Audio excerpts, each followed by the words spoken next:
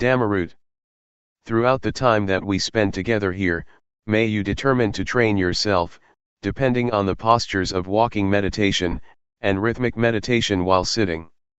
Move your hands and arms as has been instructed, and see and be aware of getting up, walking, sitting, and other movements of the body in the various postures. Fix on awareness, build up awareness and stay with awareness a lot. Be aware when your mind thinks of this and that and goes to other objects, because it will abandon the watching and seeing of the present, existing posture. Know how to put down thoughts and moods, pull yourself away, and come back to watch and see the movements of the body. Train yourself to be skilled at this point. Establish awareness properly. Take this way of practicing to be your work, depending on this body as the base. See Rupa moving and see Nama moving. These actions, of body and mind, are kama, intentional. Train to see the basics of life. The first aspect of life that we will really see is Rupa and Nama. See it like this. Know which part is Rupa and which part is Nama.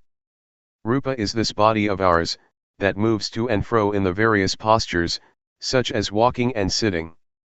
Nama is feeling and thought, that which orders the body to move this way and that, it orders one to love, to be angry, to be delighted and to be sad. It orders one to go here and there. All of that is the state of Nama. All of it is a movement of the mind. This is called Nama acting. In reality, to get to see Rupa Nama and to be able to differentiate between them, takes rather a long time. This is because our minds are used to thinking, they are used to being carried away by moods. Whatever object arises, completely takes one in.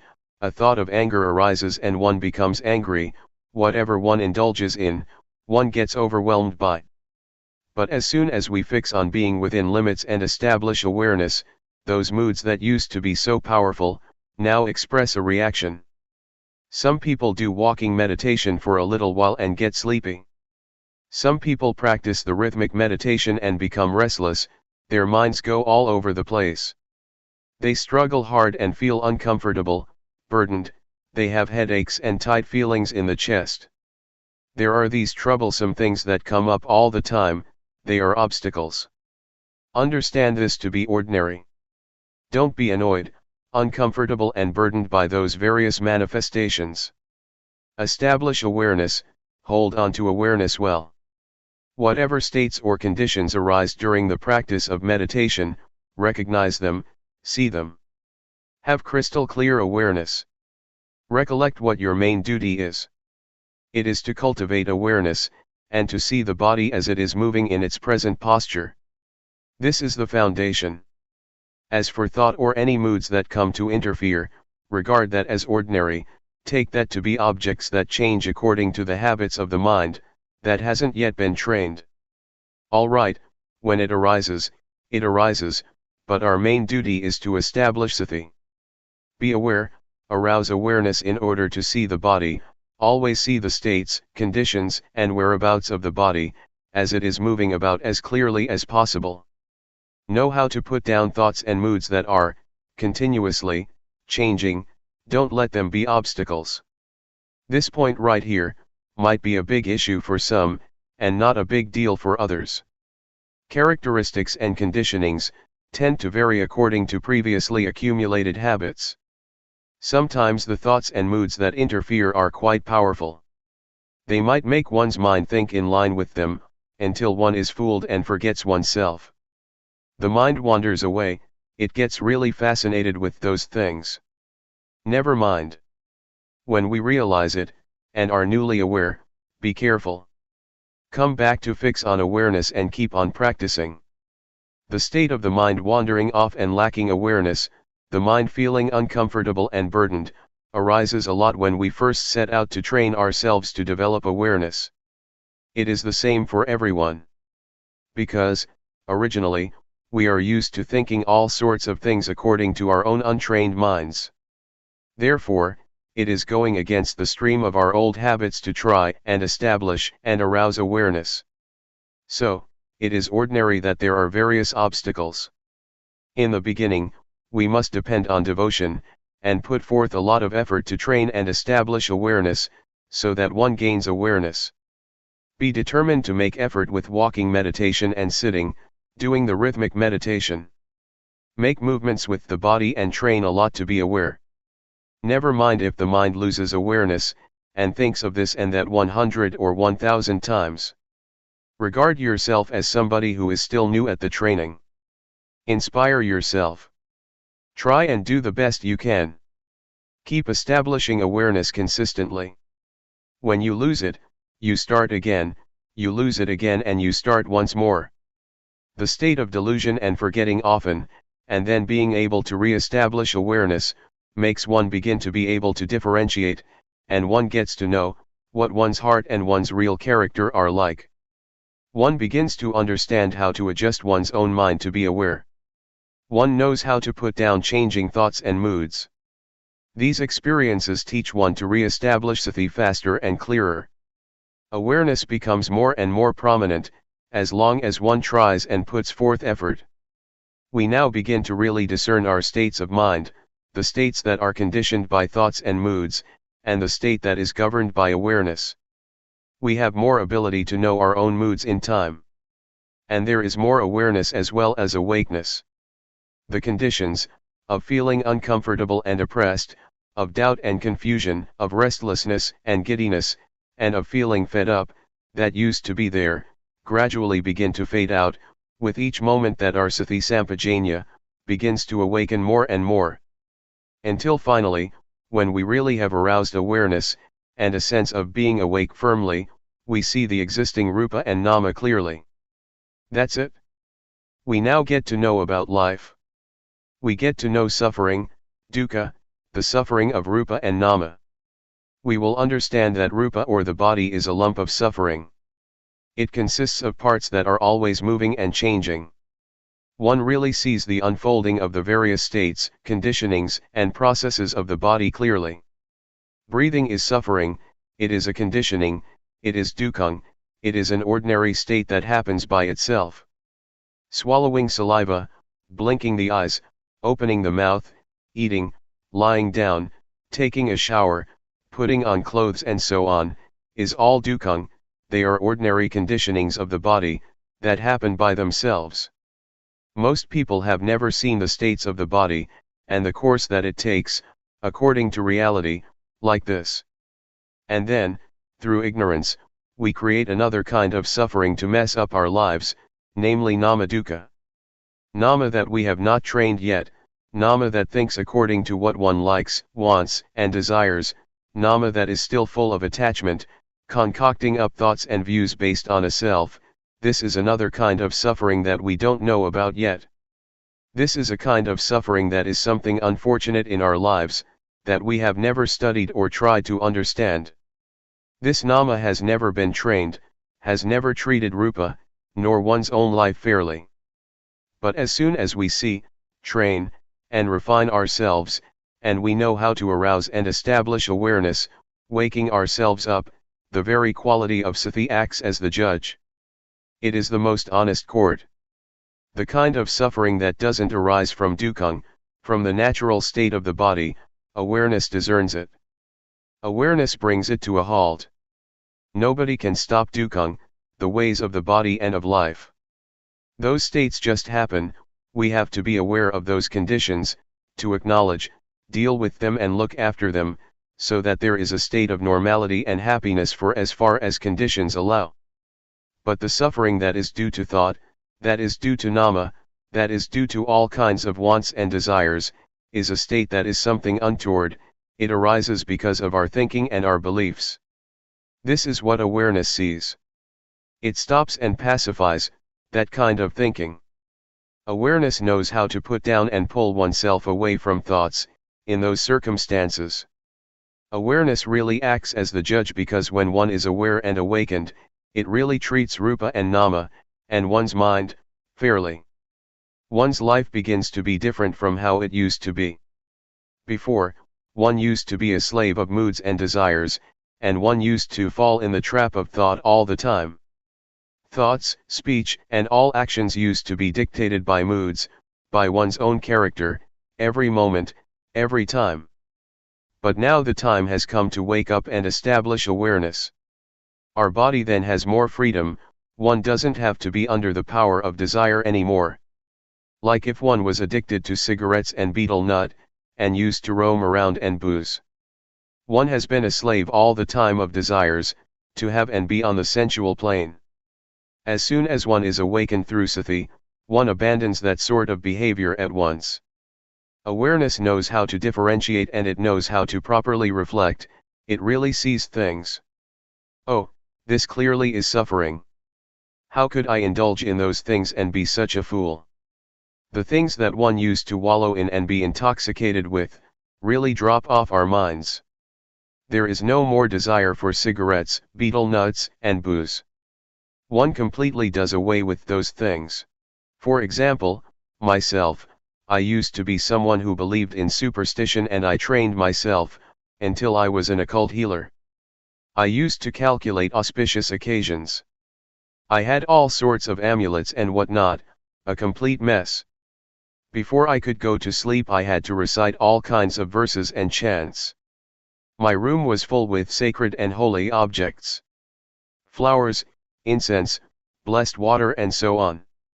I used to chant incantations for at least an hour. Whenever I traveled somewhere I had to figure out the omens. What time to set out, in what direction etc.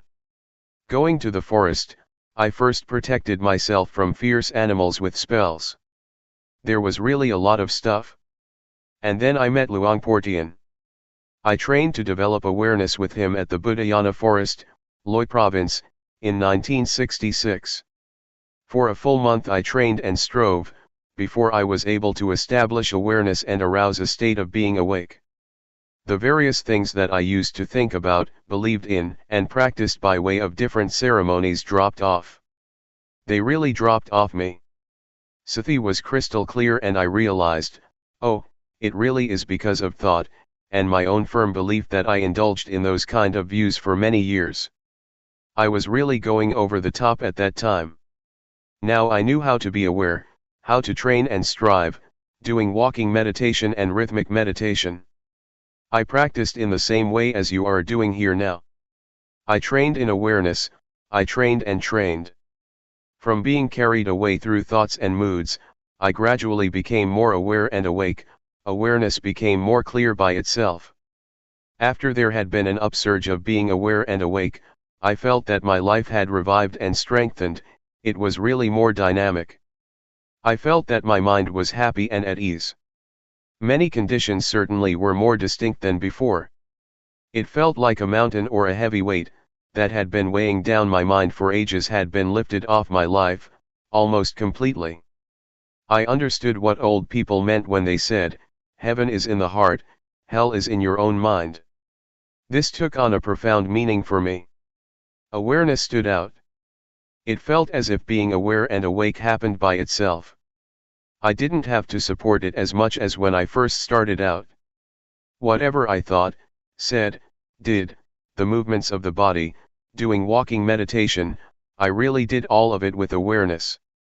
I saw states, processes, and the proceedings of the things I thought and did, in a refined way. Regarding the thoughts and beliefs that I used to cling to, moods of love, like, anger and delusion, in fact, they didn't disappear from the mind in one go. It just felt that they had diminished a lot. They were not powerful, they were no longer the boss like before, when I couldn't establish awareness yet. Desire and ambition were still there, latent. They still showed their faces, once in a long time. Sometimes I would still think about this and that, without awareness. Even though I could establish awareness, and was well aware and awake, I still felt that I didn't have complete freedom from love, like, anger and delusion. Luangpor Teean warned to be careful of those things, to be careful of thought, and to be careful of the defilements of a practitioner of insight meditation, namely, being stuck on refined states of mind, such as too much joy, too much delight, too much peace and coolness, stuck on images that would appear, stuck on knowledge of this and that. All these things one should be careful of and not heedless, forgetting oneself and being fooled by them. And so I had to put forth more effort, but I felt that it wasn't as difficult and burdensome as in the beginning. This latter part of the practice could be called working with the mind. For the method I still use the posture of moving the body as a base. This is the sign for fixing on awareness. But now I felt more at ease. I would do the walking meditation in a leisurely fashion, and I would move the hands and arms in a relaxed and agile way. I was aware and saw the existing states and conditions of the body. The movements were very clear. There was no laziness or feelings of wanting to quit. There was no boredom, no uncomfortable feelings or dissatisfaction. And there was no confusion as before, at the beginning. But there were some occasions that my mind thought about things. It would reflect and analyze certain matters. These states would arise on their own. This would complicate things. Some of the things that I would think about I felt were important. For example, I would explain the Dhamma, in my mind, to someone I cared for, such as my friends or my family. Sometimes I would investigate and try to find an answer to a Dhamma question. I felt that each matter that I reflected on was important. And so, at times I would forget and just get caught up in thinking. The various thoughts that would appear at times were old habits. They were cankers flowing outward, asava, they were manifestations of views and opinions, they were thoughts and beliefs in various forms of myself. They would spring up sometimes. Therefore, during the time that one is working with the mind, and one sees the states of mind, and one's own thinking, one really needs to be aware and awake and to be able to establish awareness. One has a perspective. No matter what one is thinking about, and no matter how important it may seem, always be aware clearly and see those conditions arising. When one is careless and thoughts come up, and even when one starts to think, see it and know it in time. But don't be careless and get mixed up in thinking, and let it turn into an issue, to the point one completely forgets oneself. We must take awareness as our perspective. Awareness should always stand out. Then, one can really let go and put down those images, without grasping or paying attention to them. Always come back to being aware. Regardless of how powerful, delightful, or awful thoughts may be, establish awareness and make it into a foundation. When thoughts arise, let them be there, but, see their characteristics. Just be clearly aware and don't get mixed up with thought. Neither encourage nor obstruct thoughts. Do it like this. Hold on to this principle. It won't be long and those thoughts will stop on their own. They will fade and disappear by themselves. They will turn into rising images. Just watch, see, and know their temporary rising and passing.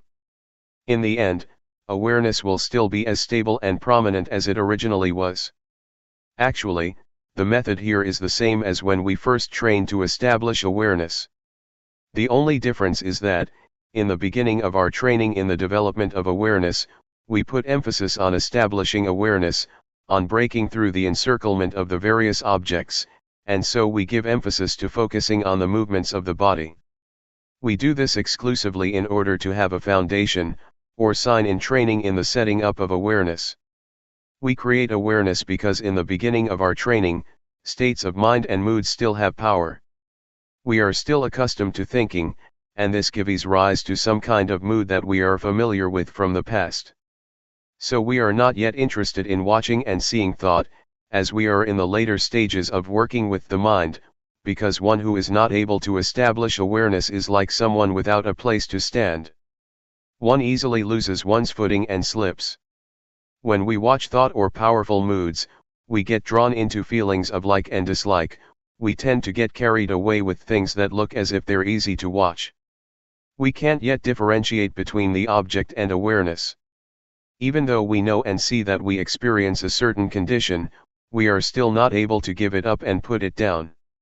For this reason, one is taught to make effort with one aim, namely to train in order to be able to establish awareness, to be aware and awake, to be ready, including all things. This is the priority.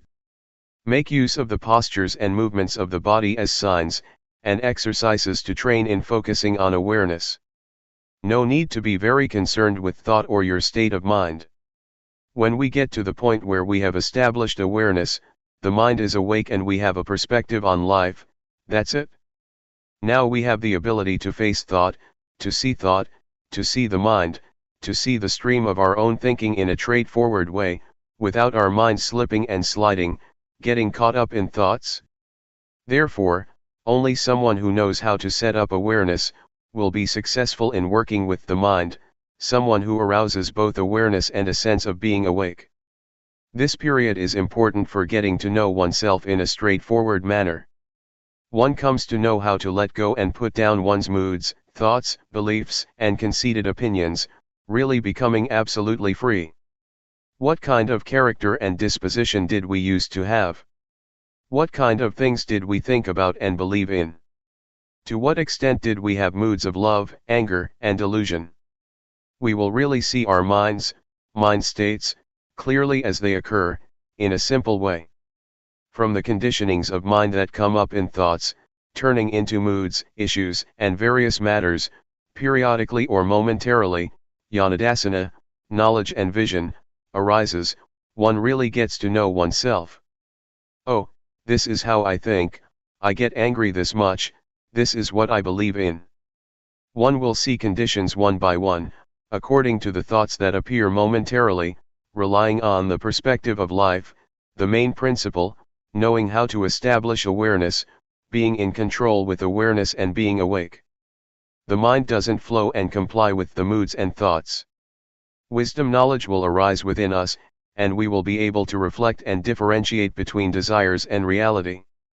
We will know how to let go, we will know how to put down thoughts, put down delusion, put down images and moods that proliferate. We can pull ourselves out of thoughts and beliefs we used to cling to, and were firmly convinced of. Clinging is loosened and one returns to awareness that has never been so striking before. Views and opinions of all sorts get demolished more and more, one after the other. And in the end our minds are made smooth. Our minds don't go back to creating suffering and problems through concoction anymore. It has all been demolished. Proliferating thoughts, sankhara, that used to be so powerful and used to create heavy suffering in our lives and our families, are finally done with, their poison is really gone. Life is smooth. One is able to conduct one's life with intuitive awareness, sati sampajanya, as the prominent factor. One is able to be creative and perform one's duties and obligations as one should. One is calm, composed and endowed with discretion. One is able to reflect and discriminate A from B. One is really absolutely free and independent. Well, what I've said today was an introduction, and a pointing to a line of practice to train oneself. I have made known the teachings of the Buddha and done the duty of a Buddhist, I have done what a bhikkhu, monk, should do. There is the saying of the Buddha, Arogaya Paramalabha, being free from disease is the greatest gain. This refers to what I've been talking about, it refers to our lives, it refers to this method of practice. In the old days, the monks would go all over the country, and propagate the teachings on the end of suffering in the marketplace, or wherever many people would gather. It is the highest gain. It is eternal life. I think that I have performed my duty in a complete way, and have satisfied the request of the abbot of this monastery. This talk was given in a branch monastery in the south. May all of you, who have lent an ear, take up what has been said for contemplation, and put the various reflections and perspectives into practice. Determine to train and cultivate yourself, so that you will attain the paths and fruits of practice according to your aspirations. The art of knowing directly. I bow to the triple gem, the Buddha, the Dhamma, and the Sangha. I pay respects to the senior monks and all my colleagues in the Dhamma. May all lay practitioners prosper in the Dhamma. You've come here to listen to words. If you remember the words having listened to them, then you will receive something that is fake. But it is necessary to speak and teach. Talking in order to give rise to knowledge and memory is easy, it's easy to teach and understand. There are teachers all over the place. All of us sitting here now, at a monastery where a retreat is held, have knowledge of good and bad, of right and wrong. Everybody knows that. For example, we know that anger and suffering are no good. We know that, but we still suffer and still have anger. Now, in real teaching we have to teach ourselves, to really understand. We might learn some things from others, it will make it easier to remember, but real teaching we have to do ourselves. In talking today we are all friends, spiritual friends. On this occasion we all become fellow practitioners, so that we can meditate and practice together. This is a good thing and it is right. In real teaching we have to teach ourselves. Even talking and listening are practices in themselves, practices in developing awareness. Don't be united in anything other than developing awareness, be aware, pure awareness. Be aware in a straight and direct way, straight and direct sati. Feel the body directly, in a straight way. Be fully aware, don't let there be anything in front or behind. This is called really teaching oneself. Let awareness move around, let it be with the body, with rupa. And let awareness see the mind. When there are thoughts, don't prevent or obstruct anything, give awareness the full opportunity, to see. As for the body, know directly and straightly, know purely. Use and search for whatever ways that makes you have awareness within your body.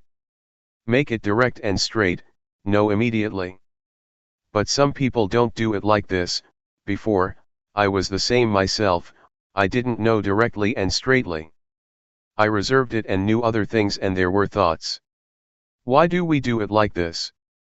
One goes and uses reasoning, figuring out what is right and what is wrong. Like this is right. There is like and dislike. Why do we practice like that? What's the point of knowing this and that? For example, when we are aware, we ask ourselves, am I aware or not?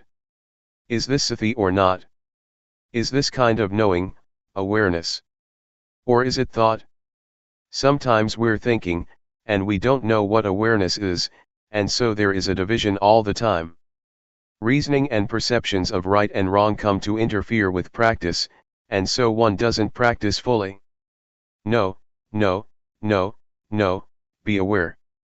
When you start off practicing you shouldn't use reasoning and think about what is right and wrong. Don't do it like that. Know directly, using whatever method that makes you be aware of either the body or the mind. Don't concentrate. Don't think about right and wrong before you experience right and wrong, don't think about being and seeing before you actually are and see. That's not it. It is wrong when something is wrong, it's right when something is right, you are when you are, and you see when you see. Be aware directly, don't concentrate and don't use reasoning. You shouldn't think, from now on there is no need to think. When there is awareness of the body and the mind for a long period, seeing automatically occurs. This is not called thinking, it is called discrimination, dhammavidyaya, or orderly reflection, yoniso manasikara, it differentiates and wisdom knowledge or wisdom arises by itself. This is called practicing directly, for example we raise the arm or we turn up the hand, just know it directly. Feel your arm moving, feel your hand moving, feel the movements. Actually, this method that we're practicing was different before, in the past it was not practiced as we do now. But Luangpor Teean adapted it, making it more practical. In the past it was called the method moving stopping, in Thai, ting ning. One would put the hands on the knees, turn up the hand and think or inwardly recite, moving, ting, and when a movement would come to an end, stopping, ning, ting, ning, ting, ning. They would use it like a mantra, a word to keep reciting mentally. This is not direct, it's not straight. There are still these words that obstruct the immediate experience of the movements. Luangpor Teean developed this method by not having any recitation, just feeling directly, being aware without using words, just feeling. Doing it like this, one knows. The characteristic of feeling is to know specifically, but it is not a poking kind of knowing. One knows, knows. Luangpor demonstrates it at the same time, know like this, don't fix on things.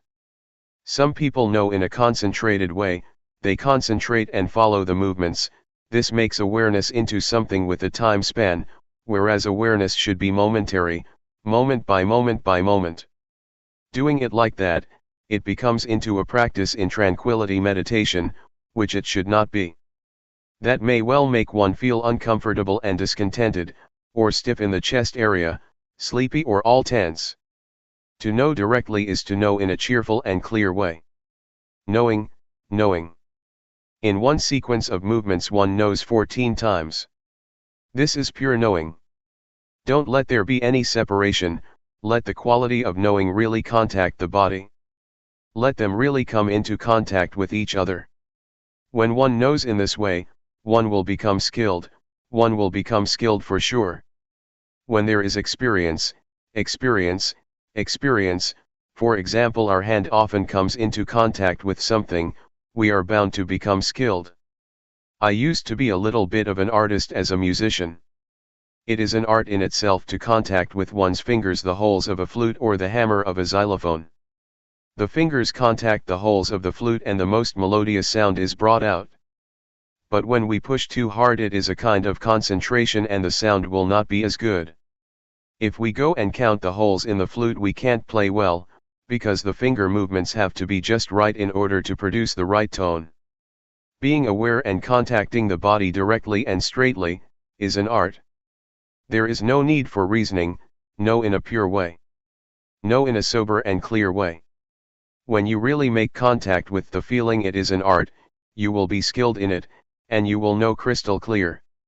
To really contact and feel the body is not just ordinary knowing, it is development in itself. We might compare it to having a livelihood, when we're not doing it right we waste a lot of energy. When we know the movements through reasoning, through concentrating or by forcing ourselves, then we waste lots of energy. Some people put forth effort, doing both the formal practice of sitting and walking meditation, and their faces go all sour, they're all tensed up, that's too heavy. When we do it in the right way it is not heavy, rather, it is light, comfortable and we feel cheerful. Doing it like that one tends to forget the time. But some people force themselves too much, that's neither straight nor direct. Awareness is happiness and justness from the beginning, it sorts things out for us by itself, and it makes one feel and recollect clearly, step by step. Be in the middle, watch inside as well as outside, don't go in, don't go out. When I was a kid, I used to go with my mother to plant melons and beans. When the rains would start and my mother would plant the seeds, she used to say, if people eat it, it is merit, if birds eat it, it's a gift, if birds eat it, it is merit, if people eat it, it's a gift. This attitude makes one feel at ease. But without this attitude, we may do things thinking this way and that about making a profit or making a loss. This is wasting energy. Sometimes we even count the days, I've practiced so many days already, and I still don't have any knowledge. Some people do know, it's so easy for them. One gets bogged down in thought like this and one cooks things up. The result is that it is our thinking, our delusion that is practicing Dhamma. We practice but we still get deluded. We know and then we don't know, we stay with the knowing and then we are without the knowing, we're doing it wrong and then we do it right. When one is caught up in thought, how is one going to see thought? It is like being inside a cave. When I first started to practice, Luangpor Teean told me to go inside my hut and said, close the door. It's closed, Luangpor. He asked, do you see outside? I don't. What do you do in order to see inside as well as outside? Open the door, Luangpor. All right, open the door. I opened the door and stood in the middle of the entrance. Luangpor Teean asked, do you see outside? I said yes. Do you see inside? Yes. This is the way to do it like this. Having said that, he disappeared. What does it mean? It means to know directly. Don't be caught up in thought, Don't go for it, don't be it. Don't be the one who is wrong or right, the one who gets or doesn't get. If it is like that, it's like there is a screen preventing us from seeing, there is no directness, no straightness. There is no openness and nothing is revealed. Just awareness, not wanting, not being. Try it out, knowing directly. Take one step at a time. Know directly, don't figure out what is right and wrong, don't go for attaining and not attaining, there is nothing to attain, there is nothing to not attain. There is nothing right and there is nothing wrong. If there is just pure awareness, there is no right and wrong, there is no knowing, and there is no not knowing, there is only just pure awareness. Give awareness the full opportunity. Just as with planting rice, if we don't plant it well, it won't come up. It's the same with chilies, eggplants, and fruits, they need to be planted properly. But if we know how to plant these things, it will be just right and there will be a balance, the roots will sprout and the plants will establish themselves. If we plant them in the wrong way, the roots won't flourish and they may break, the wind blows and they shake about. We have to keep replanting them, and the end result is that they don't grow well. Try it out. I'm teaching you, so that you will practice, I'm not talking just to give you information. We have come here and so we must try and practice. Practice directly and straightly. At one time I returned from Singapore, and I stopped over at Hat Yai, south of Thailand. Somebody brought a Westerner to see me. This Westerner said in a straightforward way, there is no need to teach me anything, just tell me what to do. I know many things already, so it's better to tell me what to do rather than to teach me things. What do you think of that? I feel that that is very good. So I told him how to start. Kamma means action. It means to feel. Do you know the movement of turning up the hand? Do you know the movement of raising the arm? No, no, and no. I had him practice like this for half an hour, and after that I showed him how to do walking meditation. Know every step that you walk. Whenever he took a step, I knocked him with my hand on his arm, no like this, no like this. Knowing, knowing, feeling. I had him walk for half an hour and then called him over, and let him do the rhythmic meditation in the sitting position again. He got into contact with sati, with awareness of the body. I asked him, just now, you were aware of the body, did your mind think of other things? No. One is right here, one knows right here. Have you ever known like this for a long time, let's say for a whole day? Never. What about 1 hour? No, never. He just learned about this now. This is how I taught. This point is the point that we, as Thai Buddhists, are lacking in. We are not lacking at other points, it is this point. This is the point where Buddhism comes into being. The Buddha, Dhamma, and the Sangha arise right here, that is to say their qualities. We have to give rise to them right here, this is their birthplace, the birthplace of the state of being Buddha that knows, that goes in and knows. Don't destroy this state. And so we have opportunities, we have places such as this one, it is not as if we practice because it is the fashion. We don't advertise that we do anything else.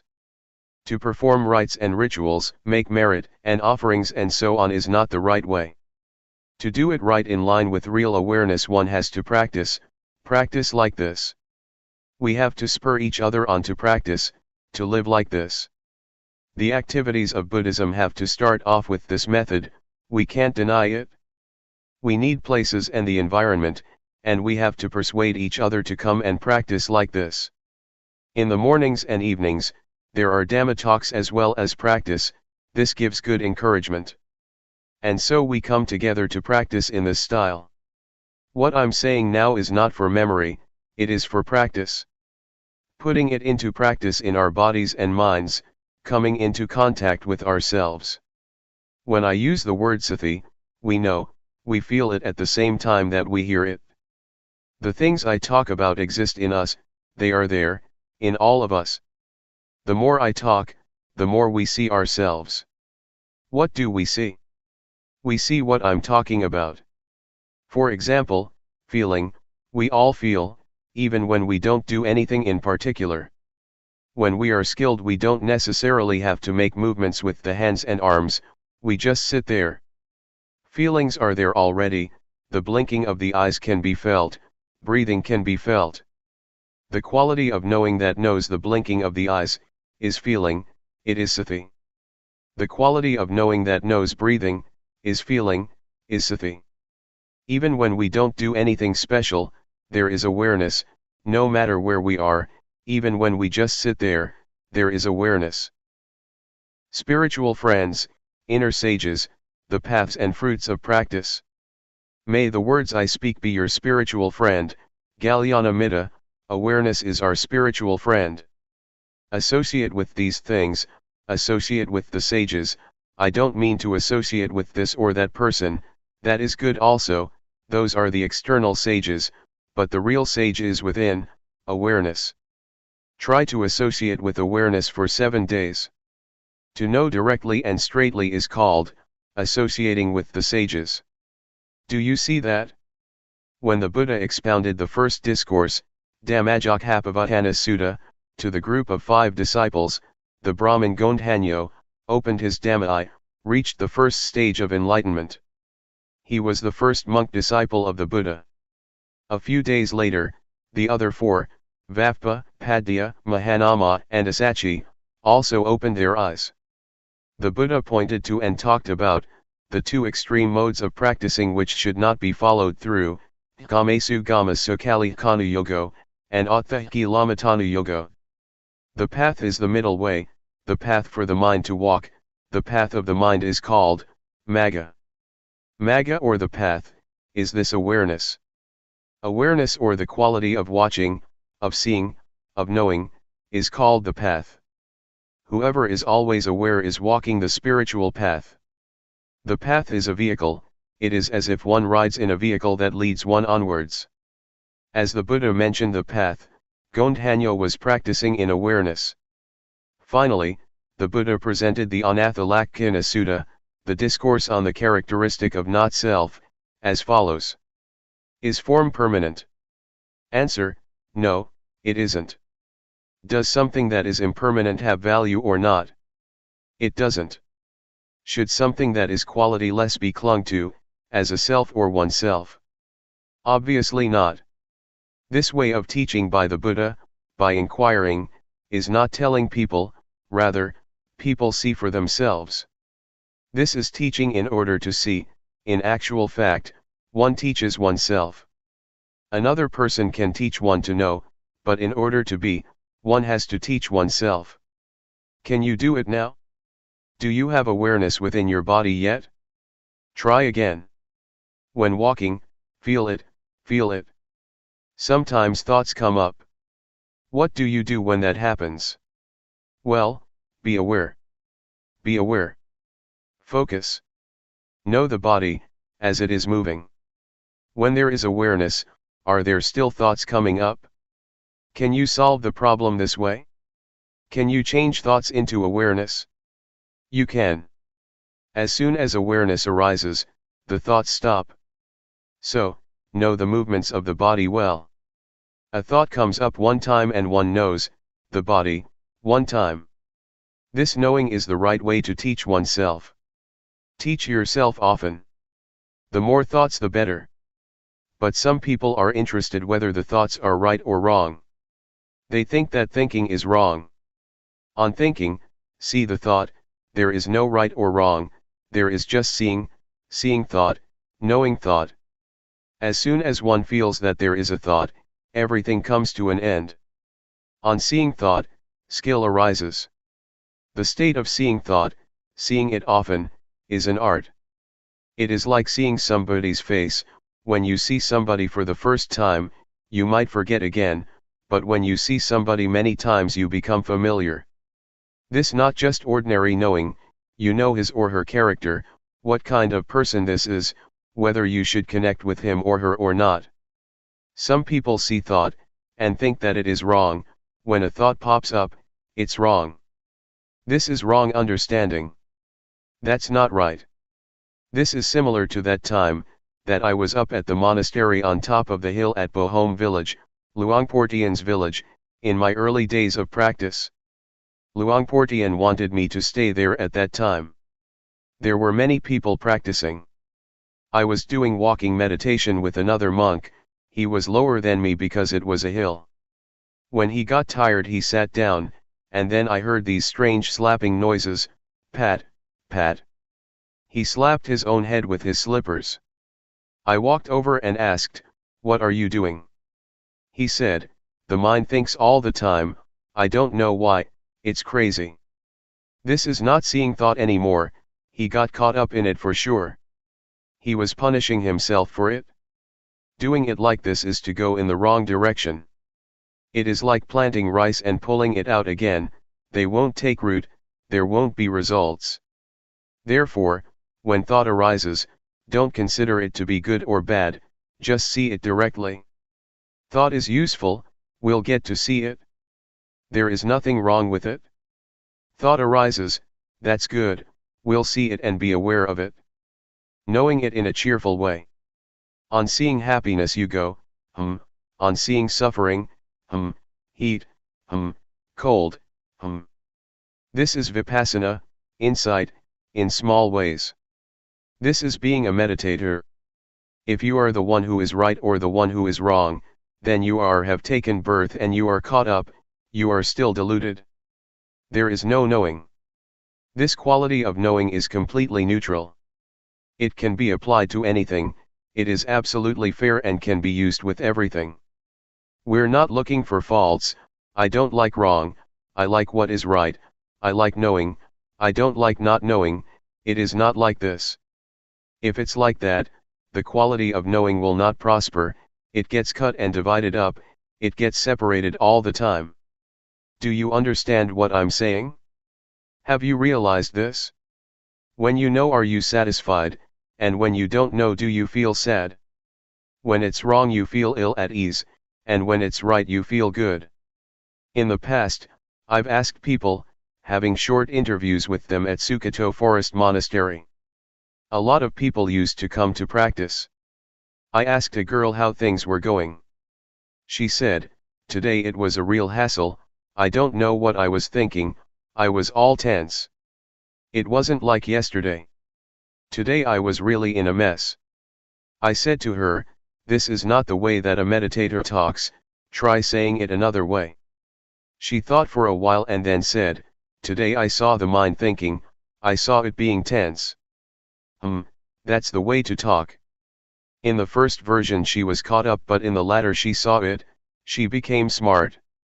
The words I am, are no good, the words I see, are fine.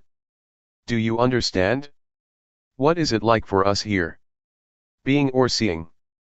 This is the point of separation. Insight, Vipassana, does the separating, at this point. Things are melting, being digested, dissolving into emptiness. Until there is no self. The way to arrive at the path and fruits of practice, is by this way. This exists within us. It shows us the way. The path is sure, the path is to watch, to see. The things that arise with the body or the mind, they arise so that we can watch and see. Do you see? Especially in the mind, there are lots of things that come up for us to look at. Has there been any gladness these last few days? Did you see it? Have you ever seen happiness?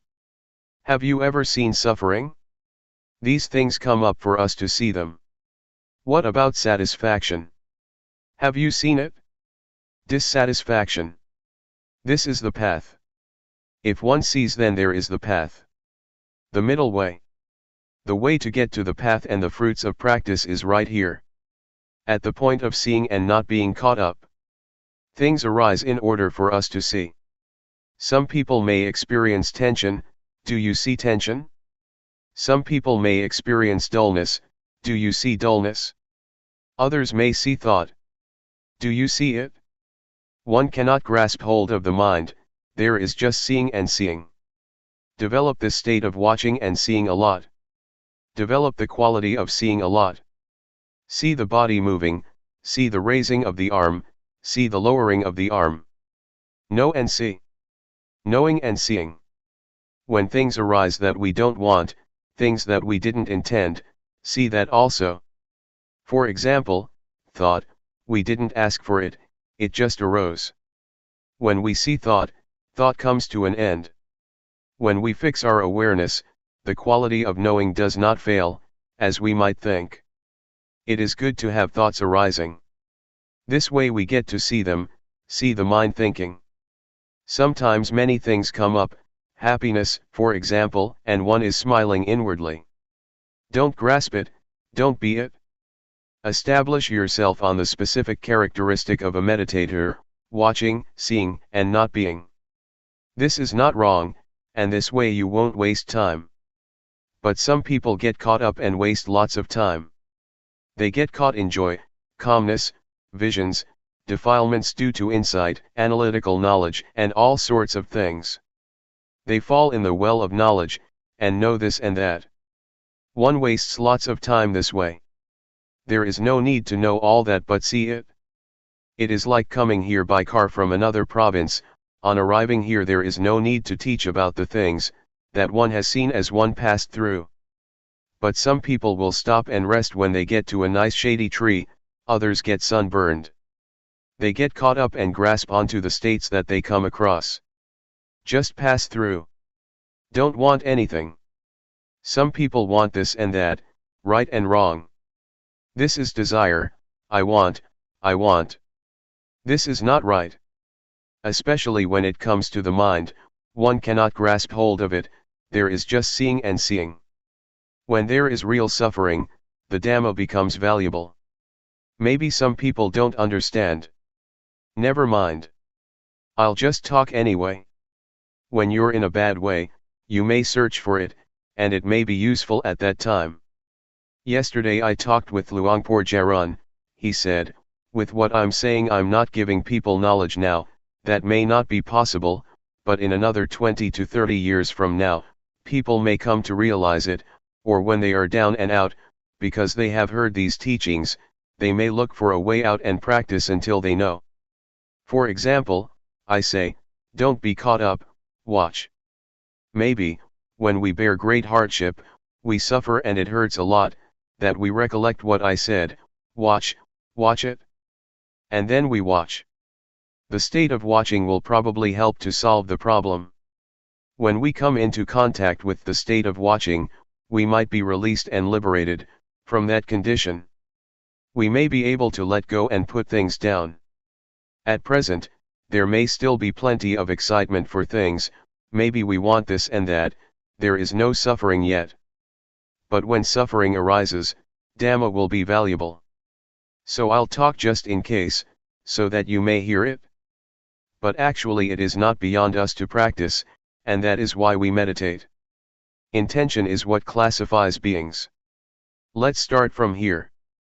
We watch the body, really feel and make contact with it.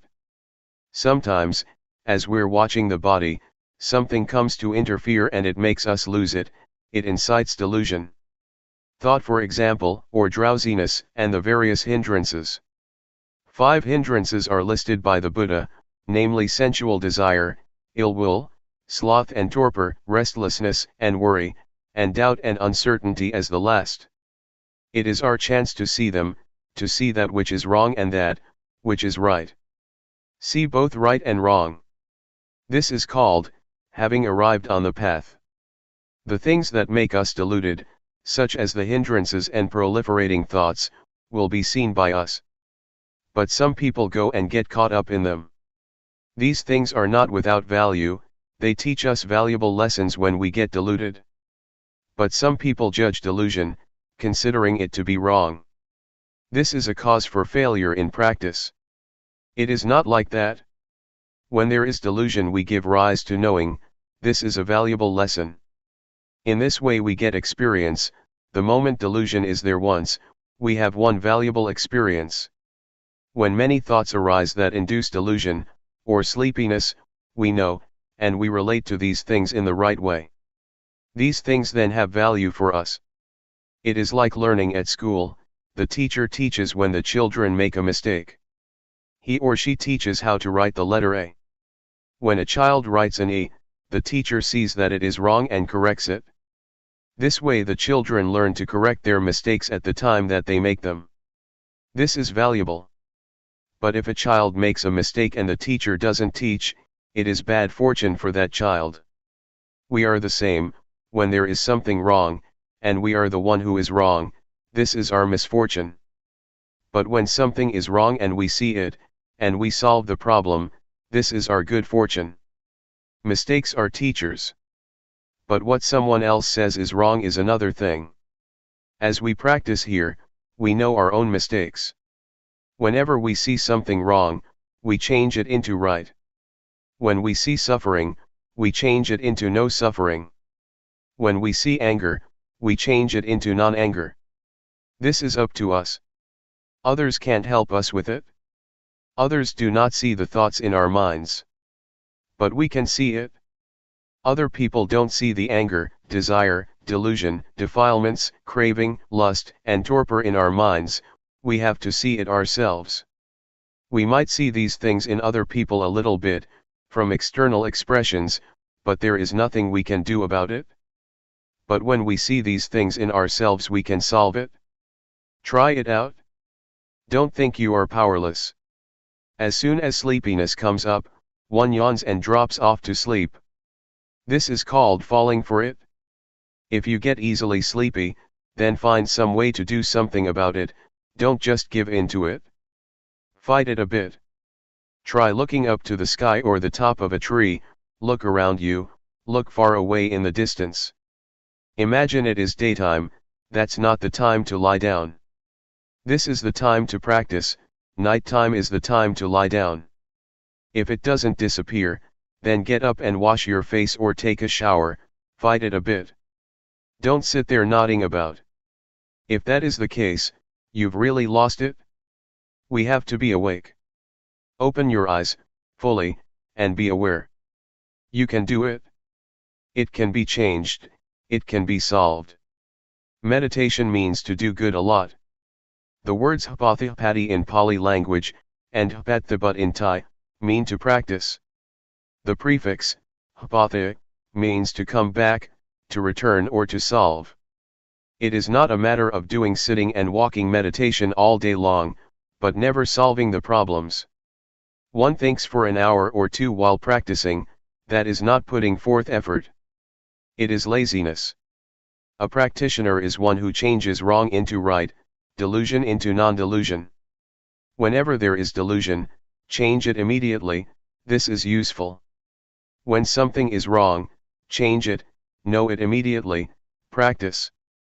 To practice is to change. Meditation means to do good a lot, make that which is harmful into something good. This is called meditation. What is goodness? Awareness that we're training ourselves in is goodness. Perform this kind of goodness and do it a lot. Recitation is to keep a certain word in the mind, for example, Buddho, Sama Arahant, etc. In the past, I learned verses. I had to recite in order to become invulnerable. That is recitation. Sometimes we use the wrong word, we may call the recitation of the word Buddho meditation. It is not. It is recitation. As for the word meditation, it means to cut off, to just be aware, to feel movements with sati. Now is the time to practice, I've already explained how. Know what arises, don't know at any other place. In the beginning of the training, know at the body, not anywhere else. Take the body as the sign. Consider the body as the material or tool to produce awareness. The body is part of nature. When one sees the body, one has to see the mind too. A person consists of a body and a mind, and so this is what we learn from. These are our scriptures. The path, the fruits of practice and nibbana are right here. The hell realm, the hungry ghosts, and the thick-headed demons, are to be found right here.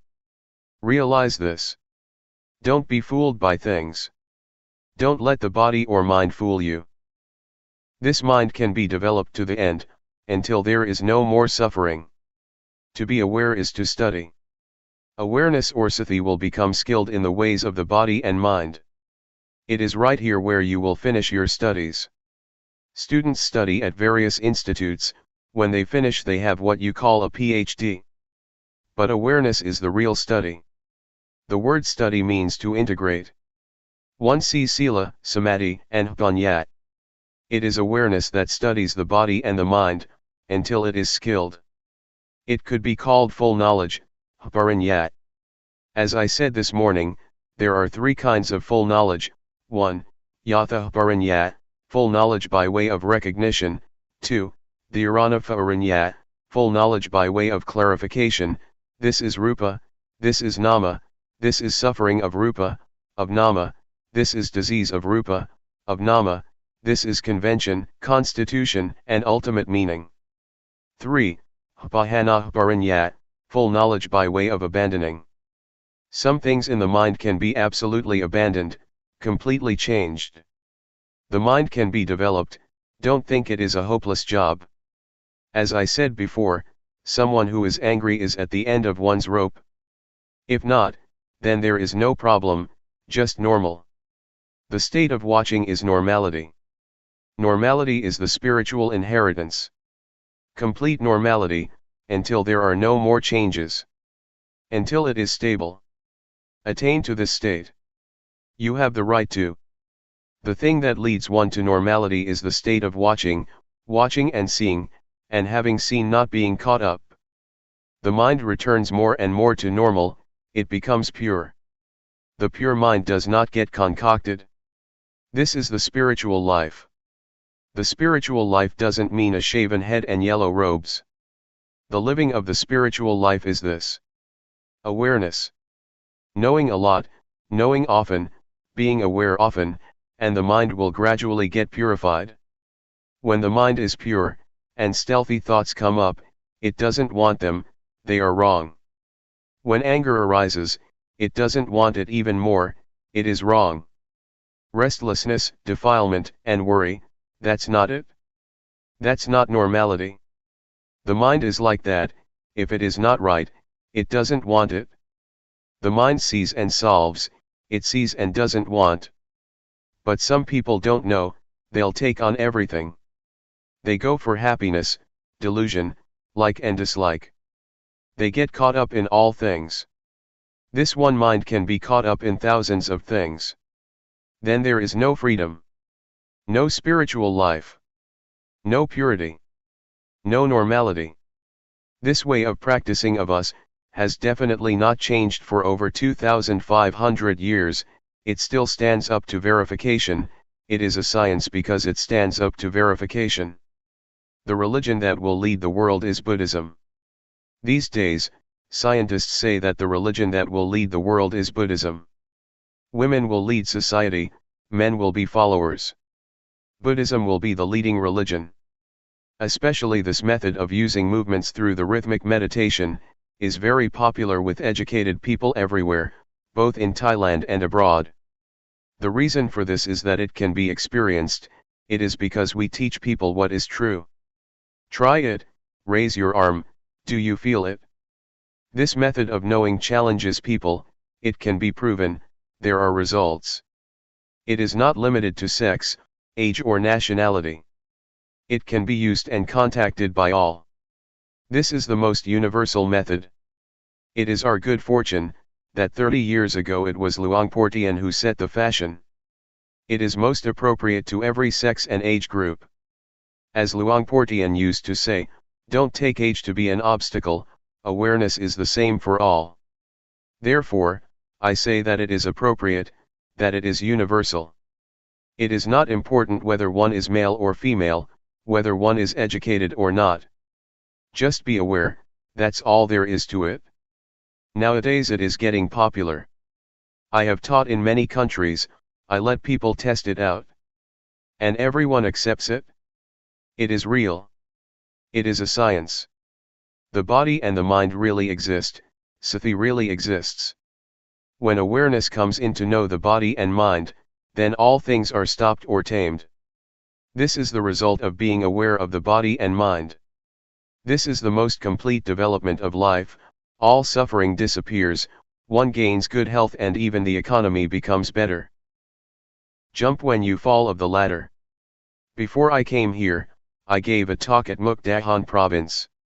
I talked about the same thing.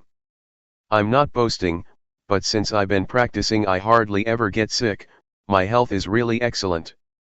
That is because of the development of life and I'm looking after it. The Dhamma will protect one. The Dhamma inevitably looks after the practitioner. So don't doubt. We try to be aware, there is no beginning and ending, as with this retreat that started on January 20, 1996 and ends on January 28, 1996. Try to understand, experience awareness, and when you go back home, watch. Watch yourself while sweeping up, washing clothes and doing the dishes.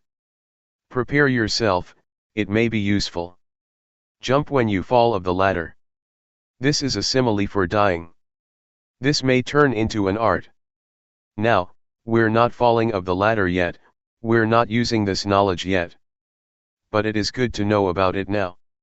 Maybe when the time comes, we'll use this knowledge so that we don't get our skull cracked. Maybe it will be a kind of sport. Luangpor Teean used to say that it really is like that. Now, we are still alive, the breath still goes in and out. But when the time really draws near, this knowledge may be our close friend. Luangpor Teean said that, even though we don't have realization now as we practice, but about 10 to 20 minutes before we die, we may get it, it may be useful. During the Rains retreat last year, my uncle died. Before he died I went over for a chat. He was a Dhamma practitioner, he practiced up to the final stage. He said that now he was fine, he could control everything. Whatever I asked him he could answer. But if you're not in control, then don't be downhearted. Don't cry and don't think of other things. The present it right here. It is here, where one is not caught up in anything.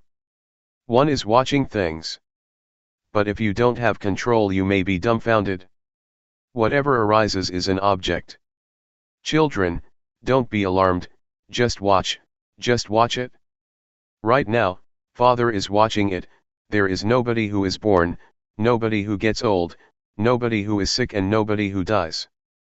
This is investigation, it is safe, there is just seeing. But some people are not like this. I told you before about this grandma, who had been fishing all her life, her children held her hands but she struggled to get free, because she was delirious and imagined that she was torturing fish. This is a hungry ghost or a hell being. What a pity to be born as a human being, and waste your life like this. Proving the facts. Where have we been these last 5-6 days?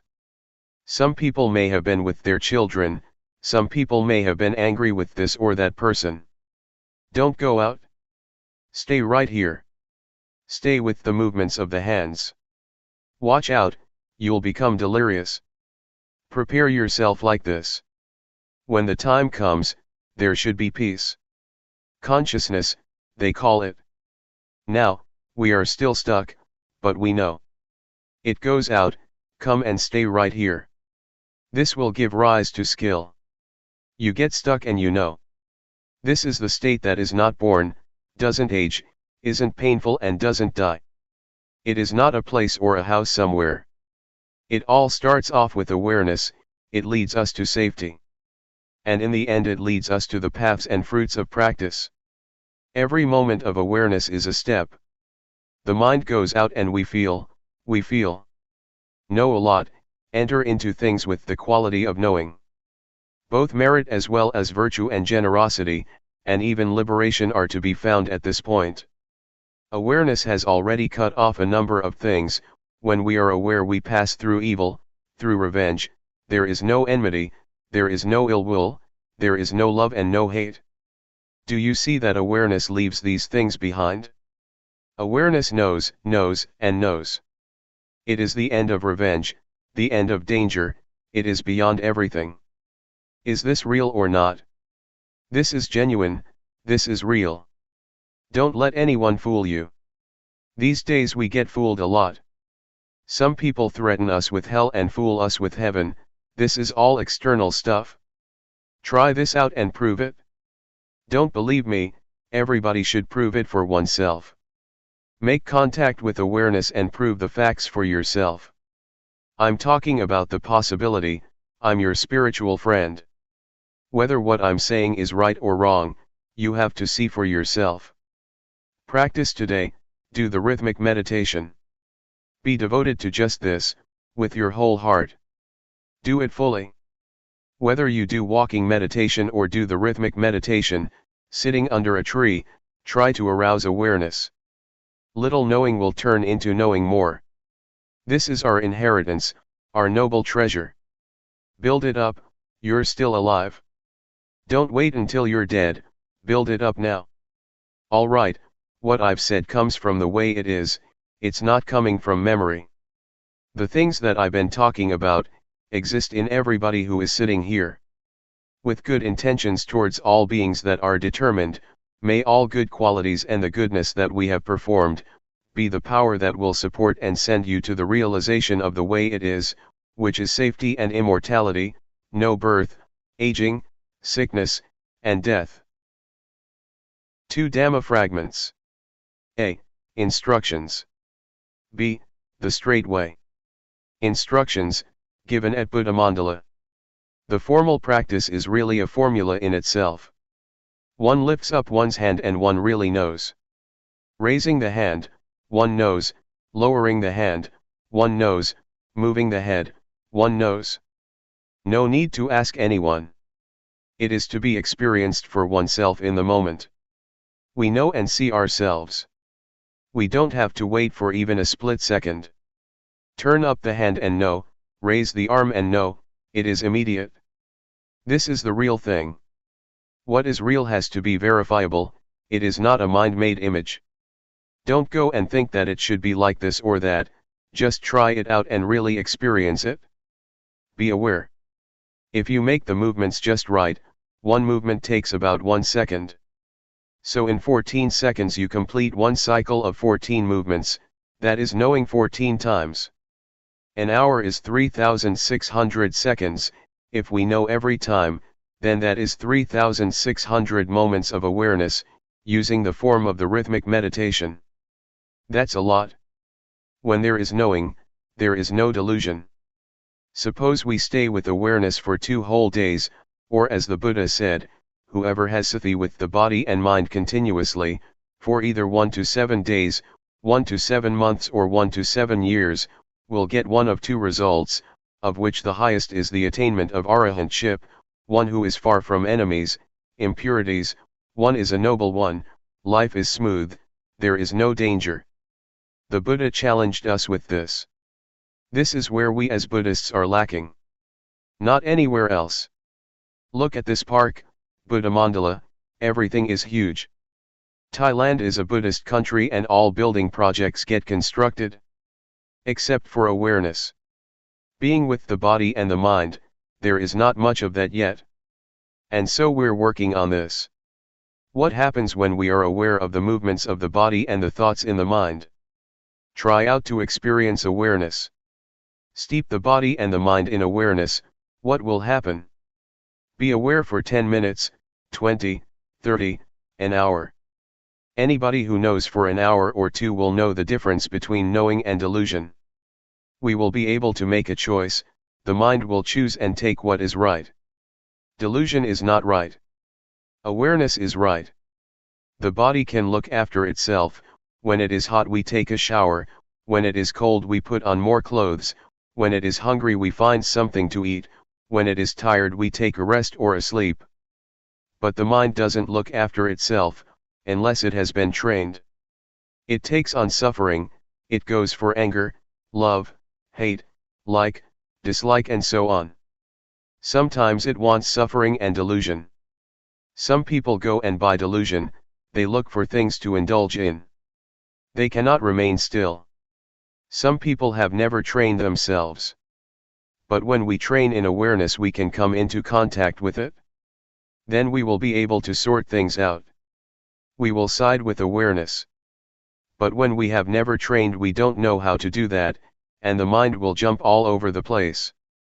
If we train in awareness for 1 day or 2 days, the mind will come to look for awareness, because awareness is just. Delusion is not. Anger and suffering definitely are not just. We will know what to choose. The mind will choose what is right and safe. Now, when we don't train, we don't have this ability, we can't do it, and we don't know.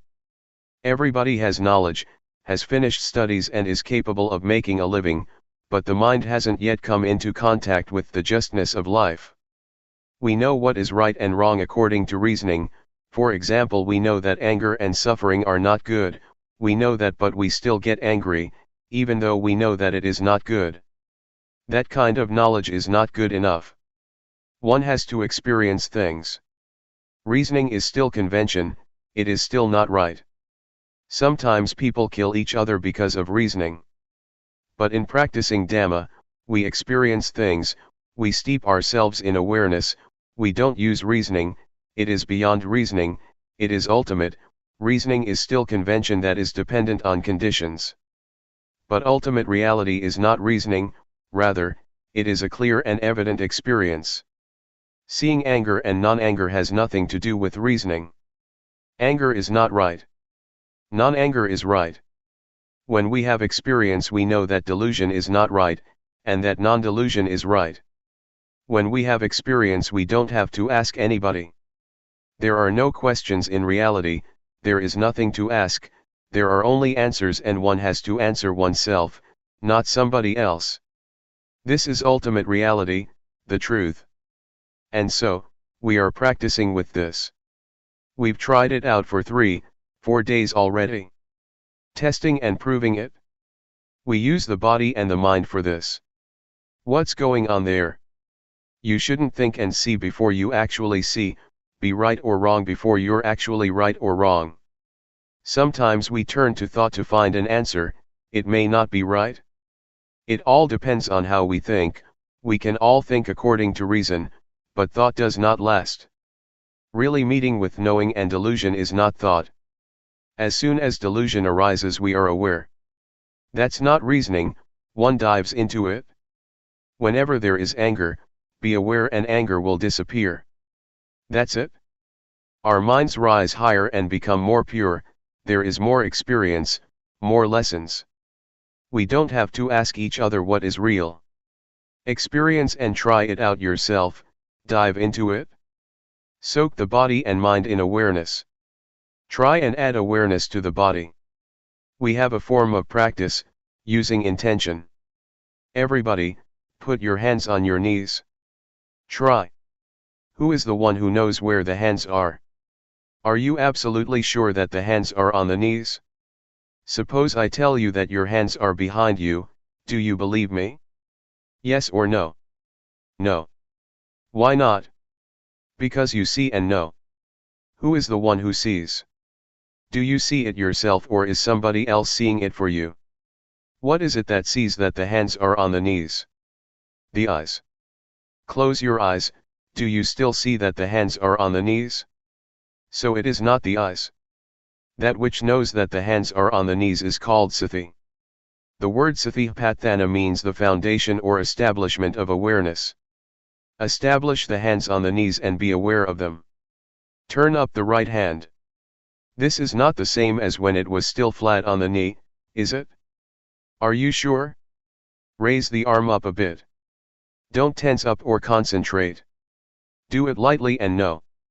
Now move your right hand to your abdomen. Then turn up your left hand. Raise the arm. Now put your left hand on top of your right. Do you feel what's going on? Where are your hands? You know. Slide the right hand up to the chest. You know. Move it out to the side. You know, don't you? Come down to the knee with the hand on its side. Then turn it over. Do it at ease, smiling inwardly. Don't say it is difficult.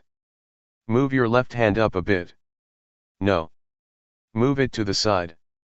No. Lower it to the knee. No as it comes down. No as you turn it over. Each time there is awareness. If we would count, we would get 14 times, 14 movements, 14 moments of awareness. Make it into a rhythm but don't count. No, no, no. No each second. Don't do it too slow. When you lose it, come back. Feel the hands. Don't lose it, don't concentrate, don't count. Know each time, as separate movements. This kind of knowing is not a continuous state, that would be tranquility meditation, and one won't see thought because it doesn't arise. But this kind of knowing is just knowing for a moment, from moment to moment. We are not afraid of thought, we'll get to see whatever arises and we'll return to awareness. Awareness is not thought, it is an experience. It is not memory. Even though the mind thinks at times, we know. Whenever thoughts arise that we didn't intend to think, thoughts that arise by themselves, don't follow those thoughts. Come back to the body, the hands, the mind goes off over there but we return to the movements. Don't lose yourself in thought, when you do, or you lose yourself in painful feelings or tiredness, then try to come back to the movements. The meaning of practice is to come back. Find a point to establish awareness. It may slip off again and again but we come back again and again. It gets better and better. It is like a baby trying to stand, as soon as they fall over, they will try again. They fall again and they try again. This makes babies firm, training in walking and sitting makes them strong. Don't help them, let them get up by themselves. Tell them, get up, get up. Don't go and help them. We are the same, when we lose it we come back. Come back to the place to establish awareness, we have 14 such places. Keep doing that. It's only ordinary, that someone who has a job to do has some obstacles. People who work have aches, pains, tiredness and sweating but they keep on working. Or farmers who are out in the sun, they have to continue planting rice, no matter what. Developing awareness is the same, sometimes we have aches and we're tired, but don't let that stop you from making effort. Just know it and come back. Some people work at an office for hours on end, they had to train in that also. When aches arise one has to adjust oneself. Don't let those feelings have power. Don't let them stop you practicing. To see them and to come back is to build up patience and strength in itself. It is to accumulate experiences and lessons. Sometimes we may get sleepy, try to wake yourself up. Stir up awakeness. Whatever method works, there is no fixed way. You might get up and walk, you might look up in the sky, you might rub your face with your hands or wash your face. Don't give in to the extent that you just forget about awareness. It is good to train with this, sleepiness will teach us. Delusion and suffering will teach us. Whatever arises we use for training in awareness. Sleepiness, aches, delusion and thoughts, all are objects for awareness. They are all teaching us.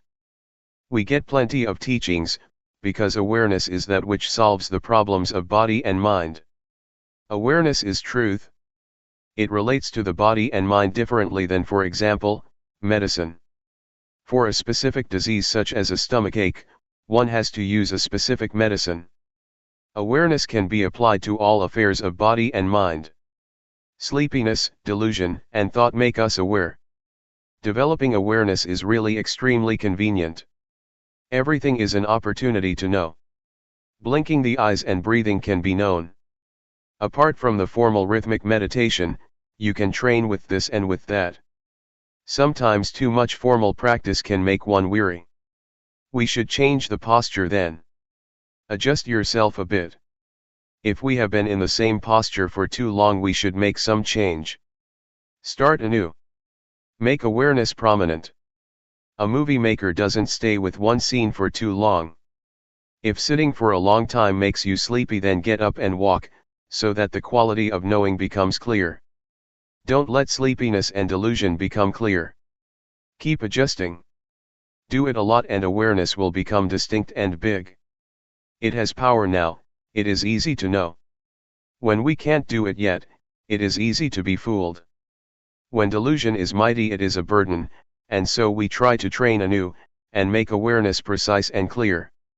Don't just go through the movements of the rhythmic meditation, do it with awareness. If you're not aware, then don't make movements. Do it slowly, be attentive. Jack up your heart, make it firm. No, no. Really no, don't just go through the motions. This will make you familiar and it will be easy to know. It is possible to understand the Dhamma and have realization fast. To know 50% and be deluded 50%, is not a good way to start off, and drowsiness will be a problem. Some people are habitual nodders. You must be awake. Be aware and smile inwardly. Be at ease, set your face, your body, and your heart at ease, don't think that it is difficult. Make yourself comfortable in practicing. We don't focus on what is right and what is wrong. Whatever happens is all right, never mind. A bit of delusion? Never mind. Enjoy yourself. Being overly careful makes the mind heavy, and then it's easy to become dull. But if you practice in a carefree way, it is fun to know. The straight way. May all of you be attentive and intentionally build up awareness, by using movements. Try it out, test it out, experience it.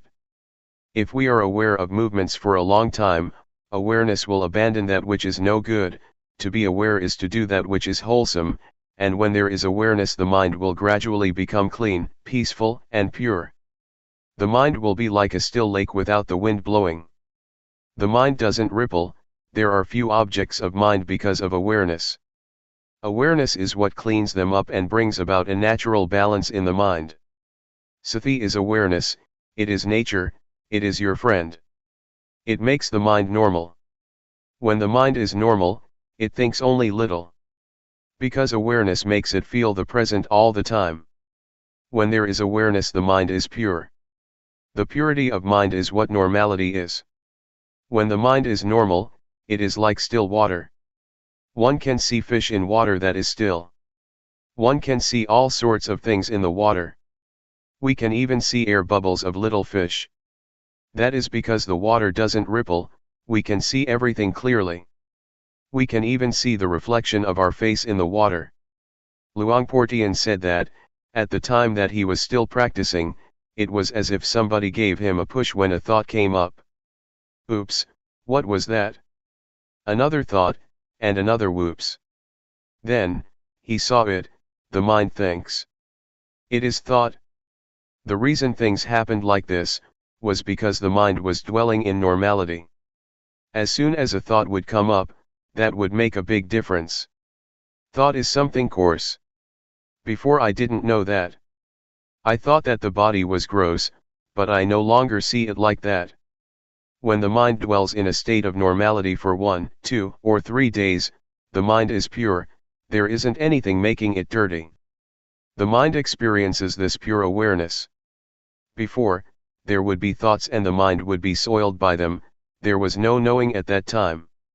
I have been with thought for 20 to 30 years. But when there is good sati, the mind comes into contact with awareness, comes into contact with purity and normality. One could compare it with clean clothes. Or, compare it to being an adult. Before we were children and didn't know right or wrong, didn't know about cleanliness and dirtiness. On seeing mud we would go and play with it. And we didn't feel disgusted. But when one grows up to be an adult, one sees and knows about things. The mature mind, that is, the normal mind, the pure mind, experiences awareness, and on seeing thought, it perceives it as something out of the ordinary, as something gross. Luangpor Teean said, a thought popped up like a sudden flash. When one sees thought clearly, one, automatically, opposes it. One sees it just like seeing air bubbles of fish in the water ripples, because of the bubbles, and we know. Even when it ripples a tiny bit, we still know, because normally the water is still. When your mind is normal, contacts with normality for 3, 4, 5 days. Some people may experience it to some extent. A thought arises and we see it once. A second thought comes and we see it a second time. We see thought. When there is thought, we know. When there is no thought, we know. When we watch, the mind becomes the watcher. We can watch anything. The mind is one, it is supreme. The act of watching goes straight into things. One could say it is people's weak point. One gets hold of that point. One has a point to watch from. When thoughts come, watch. If we just watch and see, that's the end of all the endless proliferation. The state of watching and seeing could be called liberation, it could be called letting go, it could be called sila, samadhi, and panya, insight knowledge, jhana, absorption, or the path. The state of watching is the thing that is most right. It can solve all things that are connected with the body and mind, that are connected with the world that exists in body and mind. It deals with form, sound, smell, taste, as well as the eye, ear, nose, tongue, body and mind. The mind thinks, as soon as it thinks we know. The thought disappears. Seeing thought is wisdom. Seeing proliferation and changing it into peace, this is emancipation. Changing conditions, sankhara, into the unconditioned, visankhara. Changing hot into cool, nibbana. It is not difficult to do that, but if you make it difficult, then it is. If you say it's easy, then it is. Some people may experience nibbana, get a taste of it, in little ways. Maybe you'll come in contact with liberation or freedom, or something like that. For example, one day, there might be thoughts arising, proliferation, and as soon as there is awareness, it drops off, it is let go of, it has been put down. You understand it?